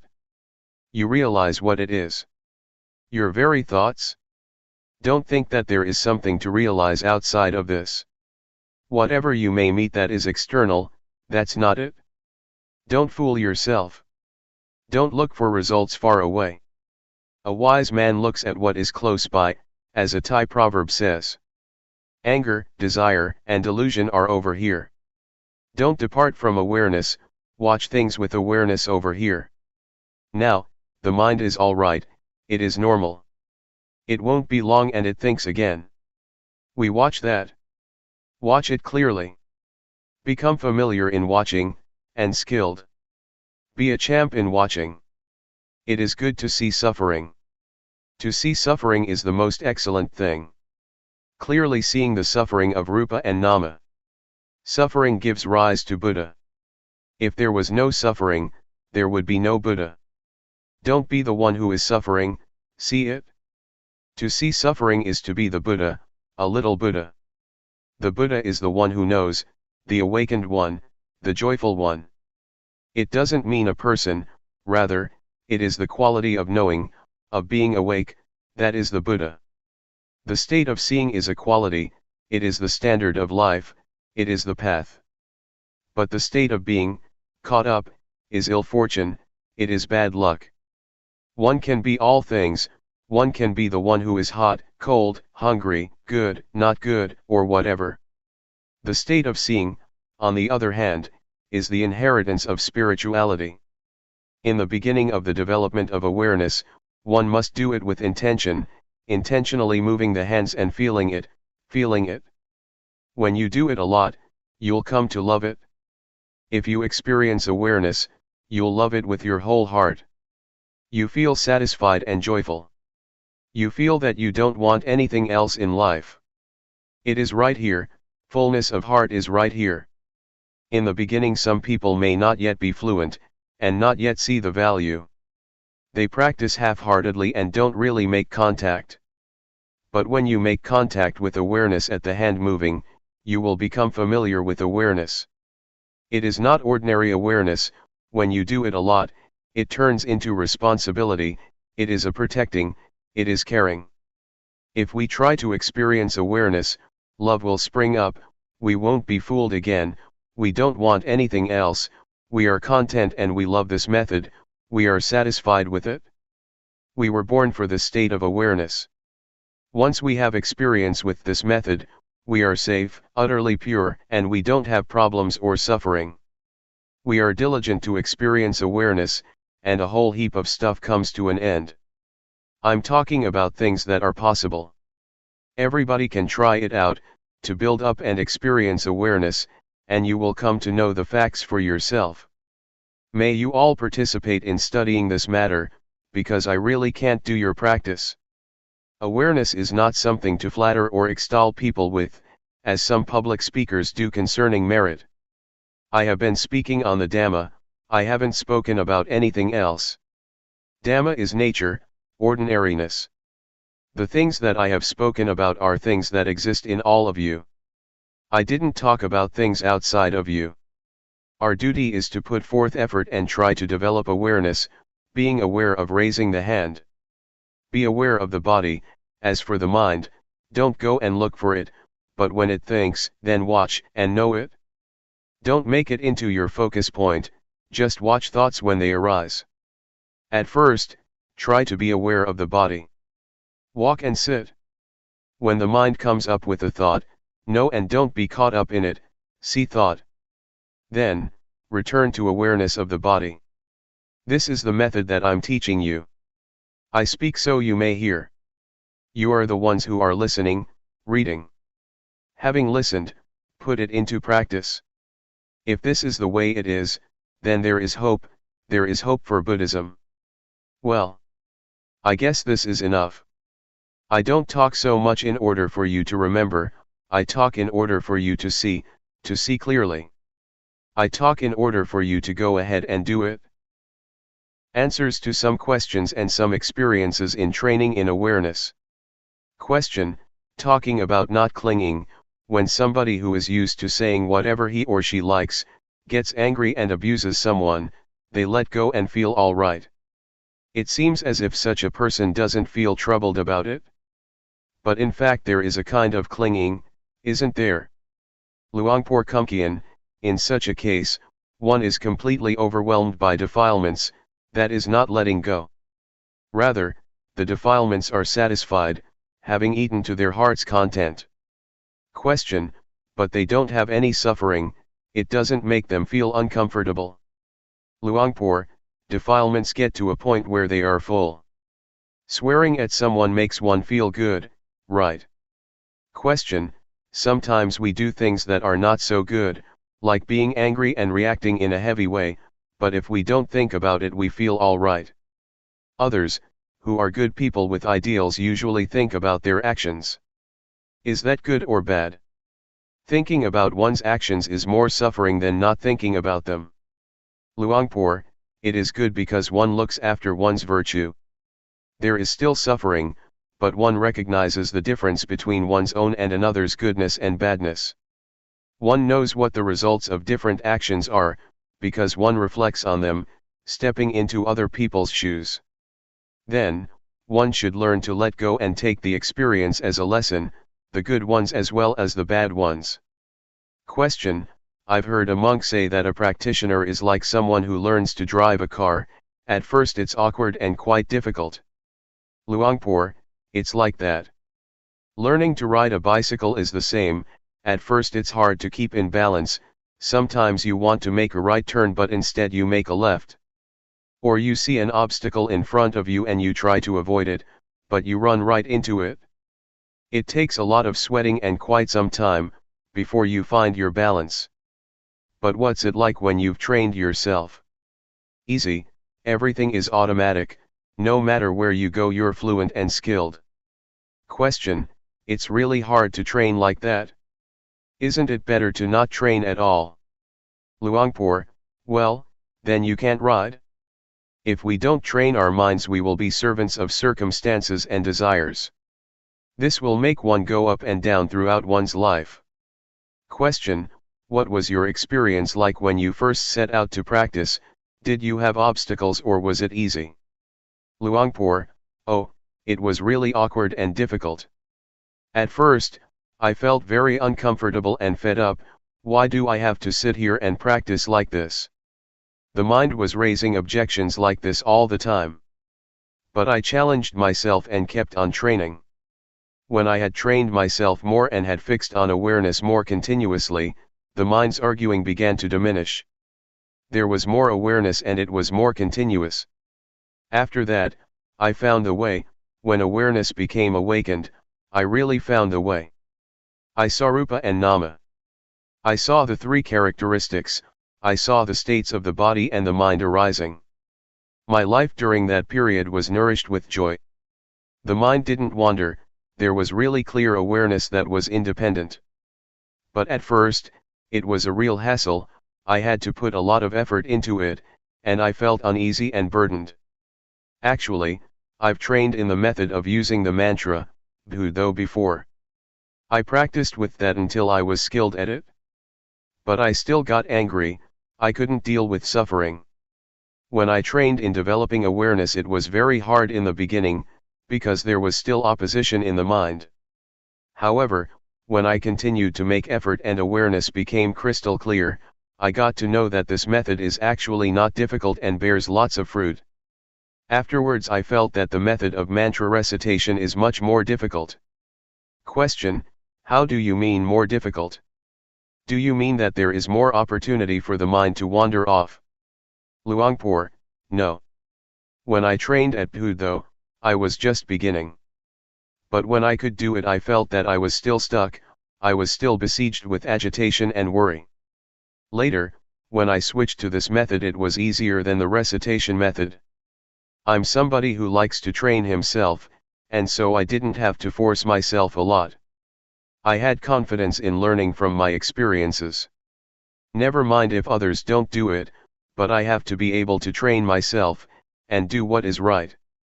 This is how I thought at first, and this spirit backed me up all the way. I once asked Luangpor Teean, "Since when have you been practicing like this?" He said, "I was 45 at the time. Myself, I was 30 years old, and so I challenged myself thinking, people's abilities probably don't differ that much." I further asked him, "Are there any people who have developed awareness with you, and didn't get any insight?" Luangpor Teean said, "No, there aren't." And so I had confidence and didn't think about it a lot. I determined to put forth effort by being aware through walking meditation, and knowing the postures in a continuous way. I didn't have much time, to sit and ask questions like you have. I didn't use the method of looking for information. Actually, I did have questions, but I used to learn from experiences more. In those days, Luangpor Teean taught to be aware through using the rhythmic meditation. Be aware simply like this. No, like this. He instructed to really do it, and he didn't sit around to explain a lot of questions as you're doing these days. He just presented the method, in order that we go ahead and practice it. Only once in a long time would he drop by to check on you. At one time he asked, "How is it going?" I answered, "Nothing is going, nothing is happening." He disappeared. The next day he came again and advised, "Don't think about this and that, just be aware, fix on awareness. See the movements of the body, do it continuously." He would only say a few words. He came to give me advice for some days. Some days he would come and talk. Some days he would show me things. Sometimes I didn't yet understand his advice, but I determined to continuously put forth effort. I tried to continuously be aware of the postures. Sometimes I would be aware, sometimes I would lose it, alternating from one to the other.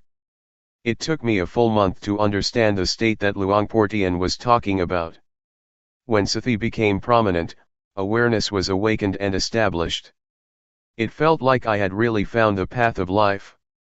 I wasted a lot of time because I was attached to my old way of practicing. My mind used to be still and peaceful when reciting the word Bhudo. It was cool and comfortable. I was stuck. I thought that that way was better than this way of developing awareness. I remember that many people went to practice with Luangpor Teean, and they would practice intensively for a week or two and got results. But it took me a full month because I had views and opinions.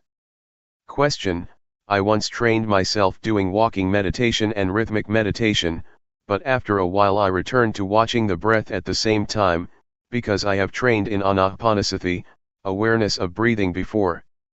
Luangpor, sometimes it happens like that. It's ordinary because one has a familiarity from the past. Question, right. As soon as I try to not watch the breath, and concentrate on the hands at every movement, I get a headache. Luangpor, that's no good. Question, is it possible to use the same principles, of developing awareness that Luangpor Teean teaches, with watching the breath? Luangpor, I tried that out and applied it, when I first set out to develop awareness. Having done anapanasati, awareness was not clear, not the same as establishing awareness this way. Awareness of movements of the body in the various postures is very clear. And it is easier to focus on. Sati stands out. One really becomes awake. After the mind has been established and awakened, one is able to acknowledge with continuous awareness both the refined movements of the breath, the movements of the body, in both the coarse and the refined postures, as well as being able to use a mantra in practicing. There is no problem at all. No matter how subtle the breath may be, one sees the movements clearly because one's mind is awakened and is well cultivated, having learned how to focus on and establish awareness. In 1975, I followed Luangpor Teean to Wat Luangpor Teean, near Bangkok. The abbot, Jau Kun Panyananda, entrusted us with the training of all the young monks in meditation. That year Venerable Khemananda, now a lay teacher, spent the rains retreat there too. He also taught meditation, so we divided the task up between us. Venerable Khemananda taught anapanasati, as is taught by his teacher Ajahn Buddhadasa. Luangpor Teean and myself taught the development of awareness using the rhythmic and walking meditation. At that time Venerable Khemananda didn't yet understand Luangpor Teean. After the first month of the rains, 3 newly ordained monks asked to change and come and train to develop awareness with Luangpor Teean. They sneaked away from Venerable Khemananda. Luangpor Teean instructed them. Those 3 monks were very determined, they managed to focus on awareness and make it stand out. This gave rise to joy and confidence, and they invited their friends to give it a try too. Venerable Khemananda got to know about this. He was surprised that the young monks were so serious about developing awareness, and so he came to check it out and ask some questions. In the end, Venerable Khemananda tried Luangpor Teean's method to develop awareness, and was satisfied with the changes that took place in his mind. Since 1975, Venerable Khemananda has been an important teacher, helping to train and teach the cultivation of awareness according to the teachings of Luangpor Teean. He has also helped to spread the teachings, and come to an understanding with scientists and young people, at all sorts of teaching institutions about cultivating one's own mind. As a result, government officials and young students have come to try developing awareness more and more. Question, how can we solve the problem of wanting to follow the breath and watching movements at the same time? I find that this is really hard to do.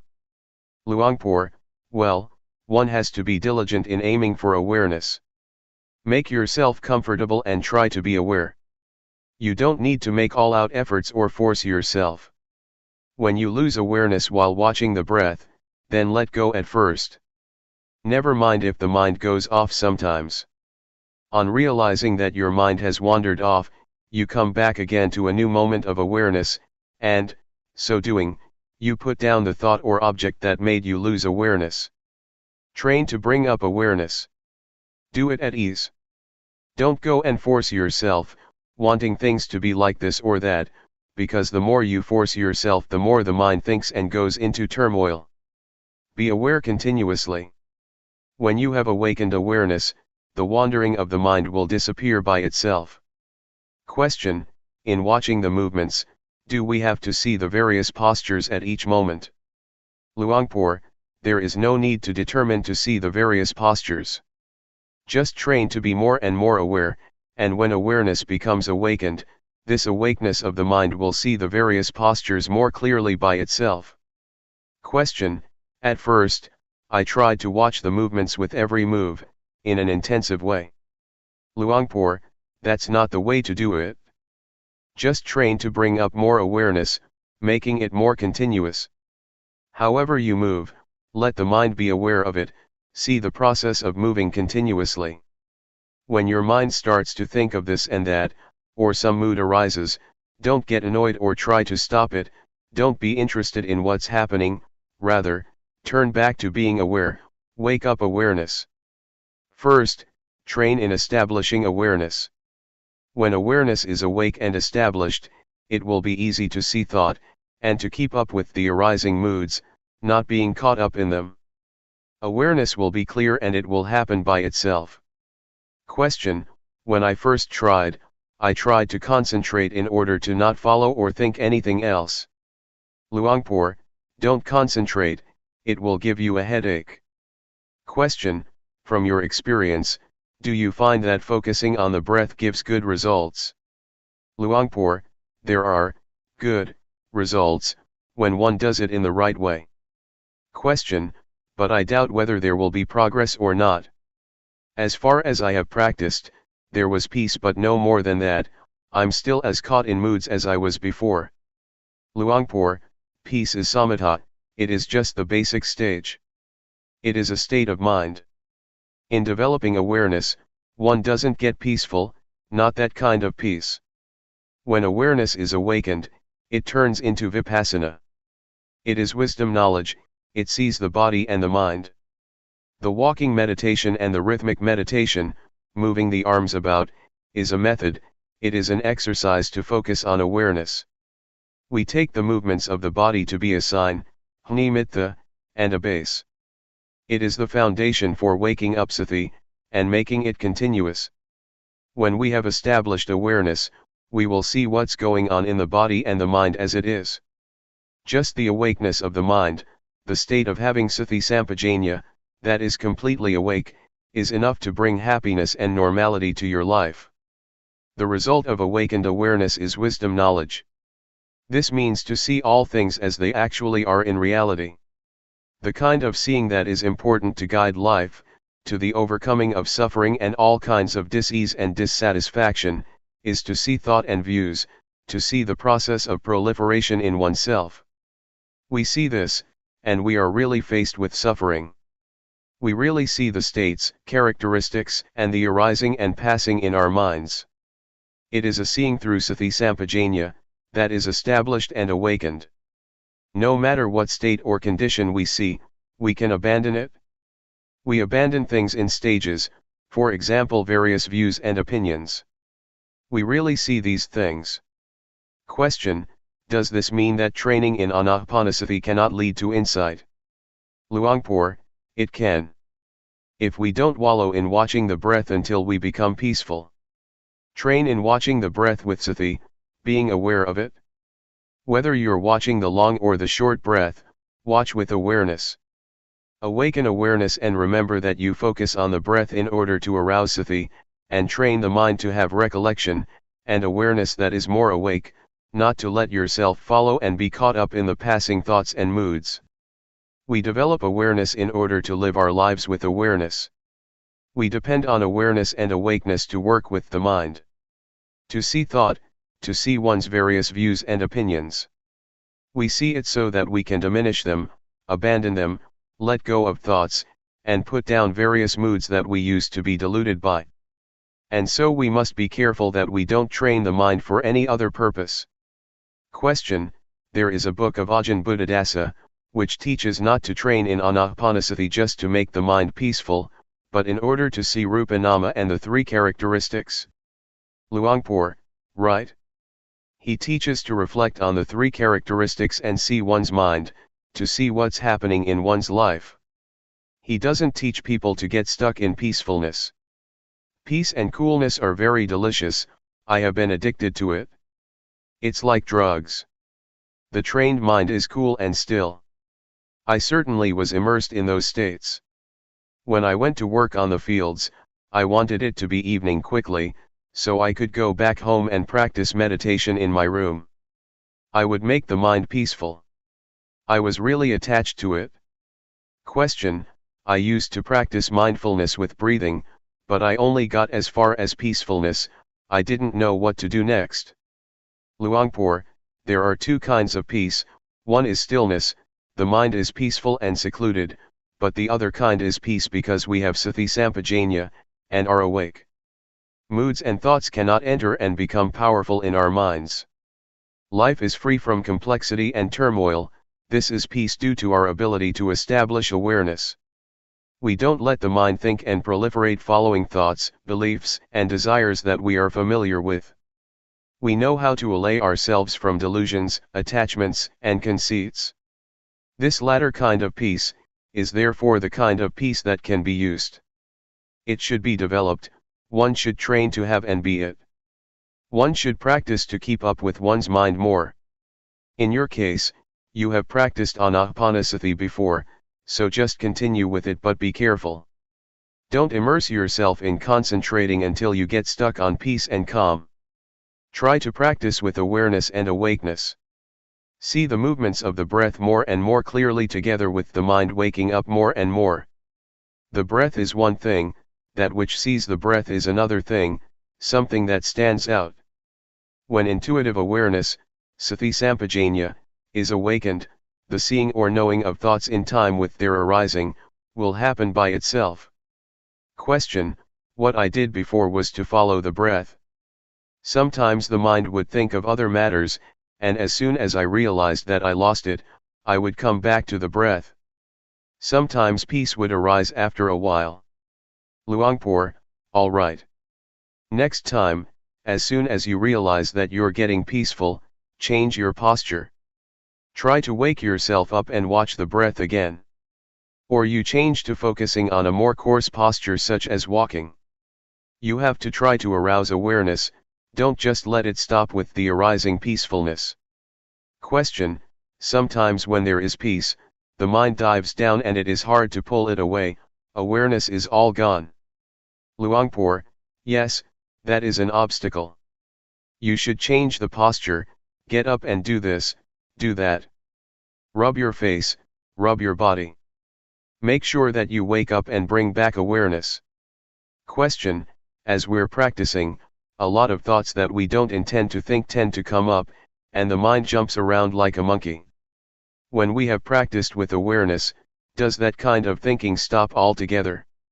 Luangpor, if awareness really sees it, it will stop. When one is aware and awake, it will really stop. But when starting off to train, we have to have a sign to exercise with. What is recommended are the movements of the body. They are the base for establishing awareness. When we first start off, we shouldn't immediately concentrate on or watch our own thoughts and moods. That is being too hasty. When we have a sign to help us focus on awareness, such as the breath, the postures or movements, we have a way to exercise. We can see the states, conditions, and movements of the breath and of the body. Determine to be aware continuously. As soon as your mind thinks of something, know abreast of it. When you're careless and thought arises, as soon as you realize it, those thoughts will stop, they won't go on. We still do our main duty, that is to say, we continue being aware. Train yourself like this when you begin to practice. Establish awareness and make yourself able to awaken it. Question: but a lot of times we are still restless, which means that there is often a lack of awareness. The mind likes to think about the same old things, the thoughts that we've stopped many times. Luangpor, that's ordinary, we're still absorbed with those matters. We've been immersed in those things for a long time. We didn't use awareness and wisdom to reflect on the various problems, and so that's the way it is. Never mind. It's natural for the mind to wander. Realize it and come back. Come back to being aware again. No matter how many times you lose it, it doesn't matter. When we're more skilled and we can arouse awareness to be more awake and more clear, the jumping around of the mind will vanish by itself. So determine to train yourself.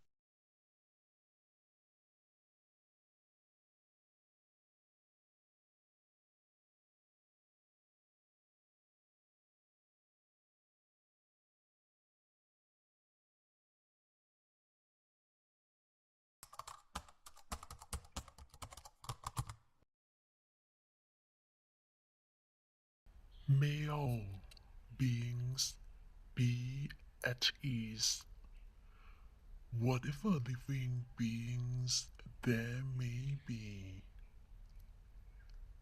whether they are weak or strong, omitting none, the great or the mighty, medium, short or small, the seen and the unseen, those living near and far away, those born and to be born. May all beings be at ease.